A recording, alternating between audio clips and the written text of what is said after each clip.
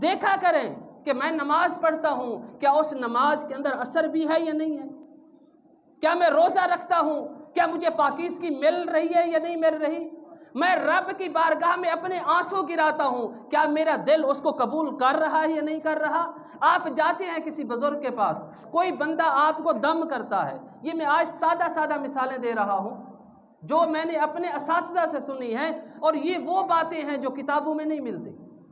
آپ دم کرانے جاتے ہیں، ایک گناہگار ہے وہ بھی دم کرتا ہے، اور ایک نیکوکار ہے وہ بھی دم کرتا ہے۔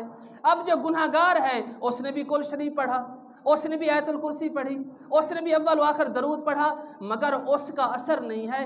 دوسری طرف ایک نیک ہے جو نماز بھی پڑھتا ہے، جو روزہ بھی رکھتا ہے، جو تسبیح قلب بھی رکھتا ہے، وہ وہی آیت الکرسی پڑھتا ہے، وہی قرآن پڑھتا ہے، وہی درود شریف پڑھتا ہے، لیکن وہ جب آپ کے اوپر دم کرتا ہے تو اللہ پاک آپ کو شفا دے دیتا ہے۔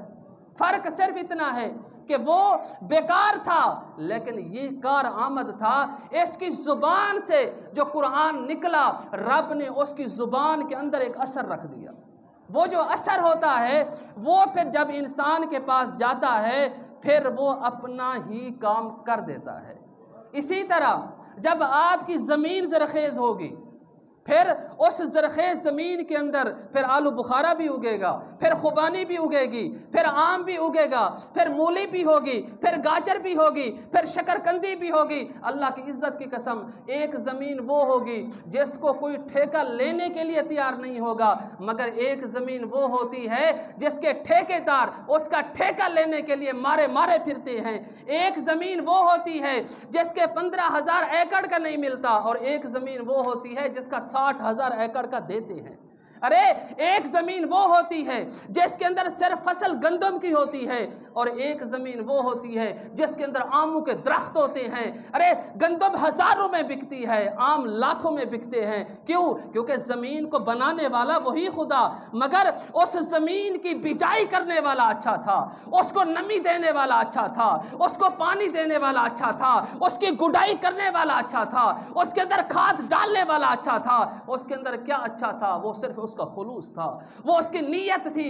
جب اس کی خلوص اور نیت اچھی ہو گئی پھر میرے رب نے اس کے اندر بھی اثر ڈال دیا۔ لوگوں، نماز تم بھی پڑھتے ہو، نماز میں بھی پڑھتا ہوں، نماز اللہ کا ولی بھی پڑھتا ہے، مگر اس کی نمازوں میں اثر ہوتا ہے، ہماری نمازوں میں اثر نہیں ہوتا۔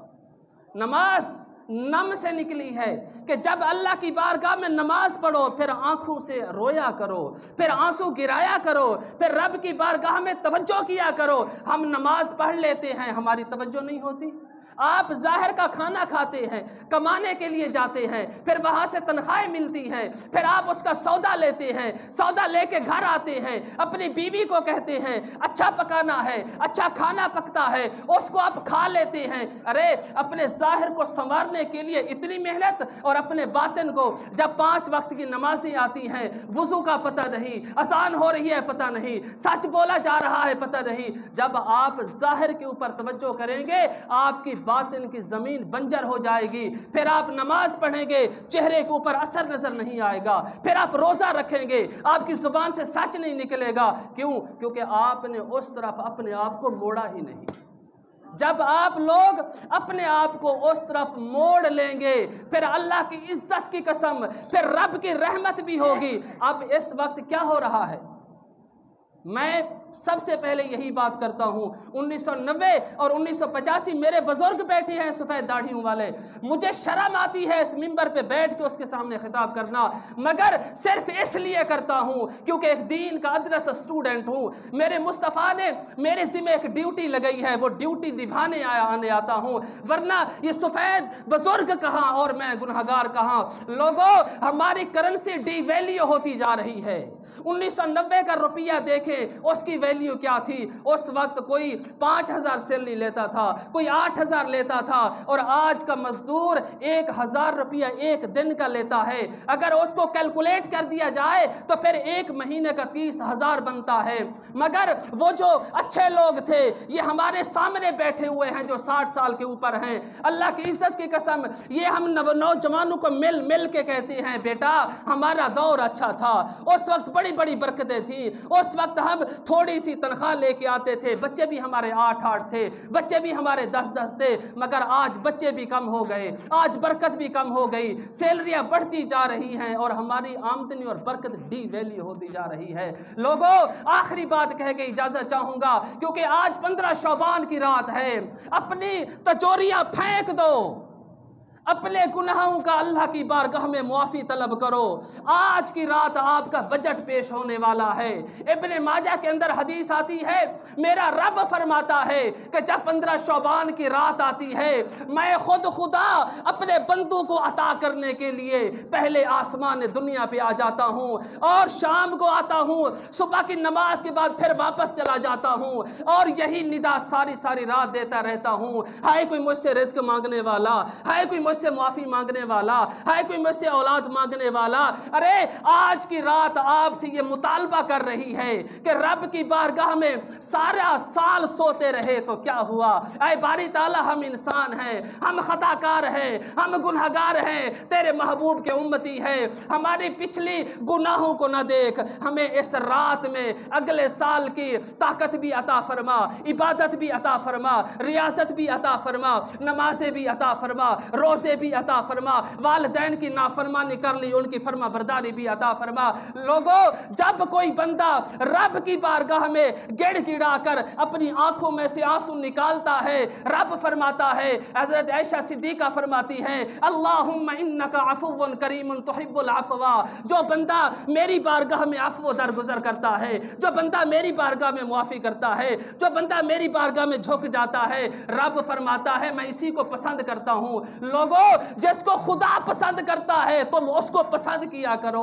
جس کو خدا ناپسند کرتا ہے تم بھی ان کو ناپسند کیا کرو۔ اسی وجہ سے فرمایا جب کوئی بندہ دین کے لیے نکلتا ہے تو میرے رب مصطفیٰ نے فرمایا کہ اس کا جو رزق ہے، اس کی جو برکت ہے، اس کا جو وجود ہے، اس کا جو کمال ہے، اس کی جو کامیابی ہے، پھر میں مصطفیٰ اپنے ذمہ لے لیتا ہوں، پھر خود خدا بھی اپنے ذمہ لے لیتا ہے۔ جب کوئی دین کی خاطر نکل پڑتا ہے، ایک بچہ تھا چھوٹا سا اور وہ دین کا سٹوڈنٹ تھا، وہ جب رات کو پڑھتا تھا تو لائٹنگ نہیں ہوتی تھی، روشنی نہیں ہوتی تھی، وہ ایک ہندو کے پاس گیا، کہنے لگا کہ اے ہندو میری چھوٹی سی بات سن لو، میں رات کو دین کا طالب علم پڑھنا چاہتا ہوں، عبادت کرنا چاہتا ہوں، آپ ایسا کیا کرو، آپ کی یہ دکان ہے اس کی لائٹ آن کر دیا کرو تاکہ رات کو اس لائٹ کے اوپر بیٹھ کے میں پڑھتا رہوں، آپ کی دکان کی کفالت داری بھی کرتا رہوں، سکوٹی بھی کرتا رہوں۔ جب 1 مہینہ گزر گیا، اس ہندو نے کہا،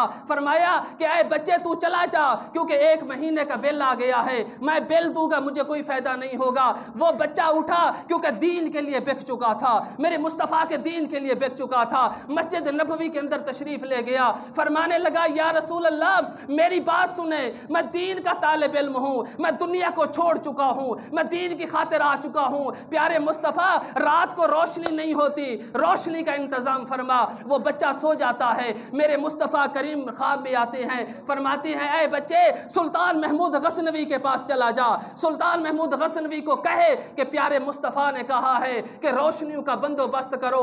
وہ بچہ میرے مصطفیٰ کی بارگاہ میں عرض کرتا ہے، کہتا ہے یا رسول اللہ میں جا کے سلطان محمود غزنوی کو کہوں گا، وہ میری بات نہیں مانیں گے، وہ کہیں گے پتہ نہیں تو کیا کہہ رہا ہے، یا رسول اللہ مجھے ایسی نشانی دے دو، وہ میں نشانی چاہ کے سلطان محمود غزنوی کو بتا دوں۔ بچہ جب رونے لگا، پیارے مصطفیٰ نے فرما دیا جا کے سلطان محمود غزنوی کو میرا پیغام دے دینا۔ یا رسول اللہ کیا پیغام دوں؟ فرمایا جا کے سلطان محمود غزنوی کو کہنا اے سلطان محمود غزنوی پہلے ہر رات تو میرے اوپر 5000 دفعہ درود پڑھتا تھا اور آپ کا درود میری بارگاہ میں پیش کیا جاتا تھا۔ اے سلطان محمود غزنوی اب 5 راتیں ہو گئی ہیں، آپ کی طرف سے درود کا نذرانہ نہیں آیا، میں مصطفیٰ کہتا ہوں جا کے سلطان محمود غزنوی کو کہہ دو۔ بچہ جاتا ہے، کہتا ہے سلطان محمود غزنوی روشنی کا انتظام کرو۔ فرمانے لگے کیوں؟ فرمایا میرے مصطفیٰ نے فرمایا ہے نشانی دے رہا ہوں کہ پہلے آپ 5000 دفعہ درود پڑھتے تھے، رب مصطفیٰ کی بارگاہ میں حاضر ہوتا تھا، اب کچھ دنوں سے غفلت میں مبتلا ہو گئے ہو۔ جب سلطان محمود غزنوی نے یہ سنا آپ کے حالات بدل گئے، آپ نے فرمایا کہ اے بچے آپ آپ نے میرے راز کو افشا کر دیا ہے۔ یہ تو میرا وہ عمل تھا جس کا پتہ میری بیوی کو بھی نہیں تھا، جس کا پتہ میری ماں کو بھی نہیں تھا، جس کا پتہ میرے رشتہ داروں کو بھی نہیں تھا۔ آج آپ نے میرا وہ راز کھول دیا ہے۔ پھر روشنی کا انتظام ہوا، پھر وہ بچہ پڑھتا رہا، ارے لوگو میرے مصطفیٰ کے غلام بن جاؤ۔ بتانے کا مقصد یہ ہے کہ جو پیارے مصطفیٰ کا غلام بن جاتا ہے پھر میرے مصطفیٰ کو خبر ہوتی ہے، اور جس کو میرے مصطفیٰ کی خبر ہوگی نہ وہ اس دنیا میں ناکام ہوگا نہ وہ اگلی دنیا میں ناکام ہوگا۔ نعرہ تکبیر، نعرہ تکبیر، نعرہ رسالت، نعرہ رسالت، نعرہ حیدری، نعرہ غوثیہ۔ ساری طاقت دین میں لگا دو۔ یہ طاقتیں بھی انہی کی، یہ جوش بھی انہی کے، یہ پسینے بھی انہی کے۔ ارے میرے پاس جو بھی طاقت ہوتی ہے میں نکال کے جاتا ہوں۔ کیوں؟ کیونکہ اس طاقت کا کیا فائدہ جو دین میں ہی خرچ نہ ہو، اس پیسے کا کیا فائدہ جو دین میں خرچ نہ ہو، جو وہ سوچ کیا فائدہ جس کا دین میں خرچ نہ ہو، اس عقل اور دماغ کا کیا فائدہ جس کا ہو، ارے اس اولاد کا کیا فائدہ جس کا دین میں استعمال نہ ہو۔ اپنے اولاد کو عاشق بناؤ، اپنی اولادوں کو عابد بناؤ۔ کیوں؟ کیونکہ عبادت میں جنت بھی ملتی ہے، عبادت میں میرے مصطفیٰ بھی ملتے ہیں۔ اللہ پاک ہمیں اس پر عمل کرنے کی توفیق عطا فرمائے۔ آمین و آخر دعوانا الحمدللہ۔